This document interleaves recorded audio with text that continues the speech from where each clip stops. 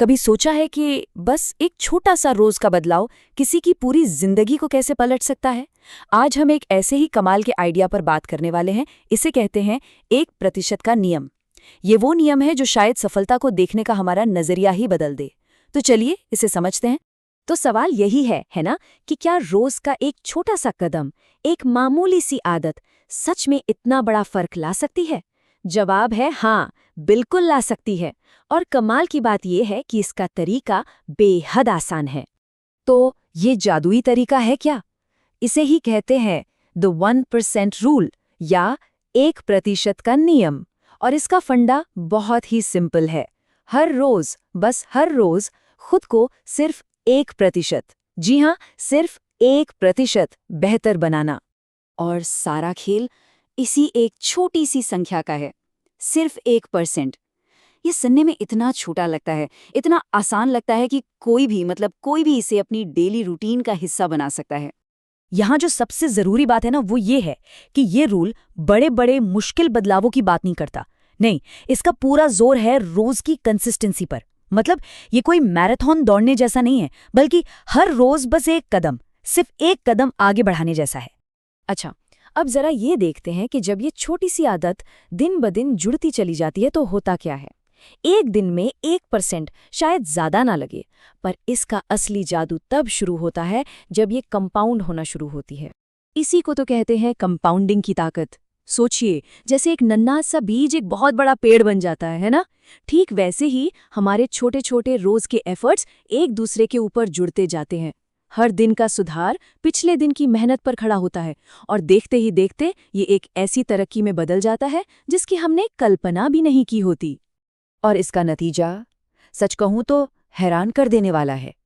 अगर कोई हर दिन सिर्फ 1% बेहतर होता है, तो साल के आखिर में पता है क्या होता है? वो इंसान लगभग 37 गुना 37 टाइम्स बेहतर हो जाता है। ये तो ऐसा हुआ जैसे एक साल में खुद का एक बिल्कुल नया, एक बेहतर वर्जन तैयार कर लिया हो। लेकिन एक मिनट, ये जो बेहतर होने की बात हो रही है, ये किसके मुकाबले में? क्या इसका मतलब दूसरों से अच्छा बनना है? नहीं।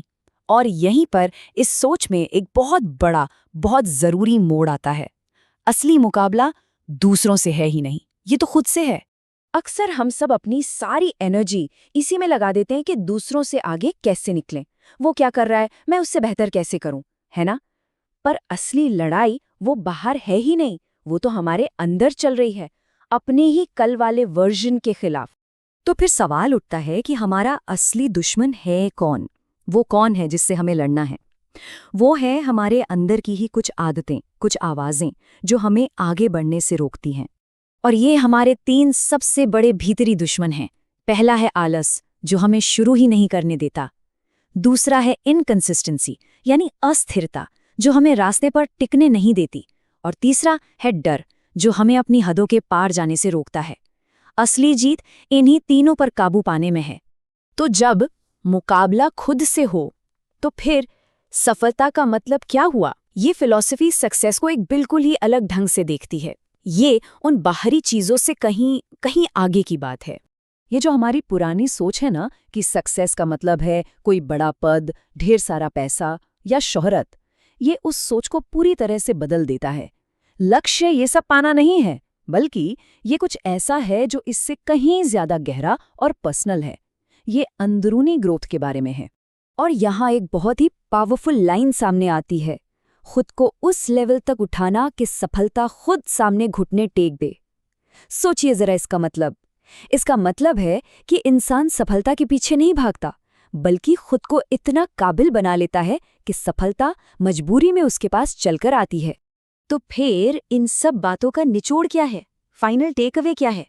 देखिए, ये सारी बात घूम फिरकर एक बहुत ही सिंपल पर बहुत ही क्रांतिकारी आइडिया पर आकर रुकती है। हम अक्सर यही सोचते हैं ना, कि अगर हालात बदलने हैं तो हमें दुनिया को बदलना पड़ेगा। लेकिन यहाँ एक इससे कहीं ज्यादा पावरफुल नजरिया है। वो ये कि दुनिया को बदलने की कोशिश करने से पहले खुद को बदलो। तो वो एक अकेला सबसे जरूरी कदम क्या है? बस इतना सा, दुनिया को बदलने की फिक्र छोड़ दीजिए, सिर्फ खुद को बदलिए। और इस काम को हर रोज दोहराइए। बस यही वो बुनियाद है जिस पर सब कुछ टिकेगा। तो आखिरी सवाल बस यही है, वो कौन सी एक चीज है जिसे आज 1% बेहतर बनाया जा सकता है? शायद अपने आलस पर काबू पाना हो, या कोई एक अच्छी आदत शुरू करनी हो, या फिर अपने किसी डर का सामना करना हो। वो एक छोटा सा, सिर्फ एक छोटा सा कदम क्या होगा? क्योंकि याद रखिए, सब कुछ वहीं से बदलेगा।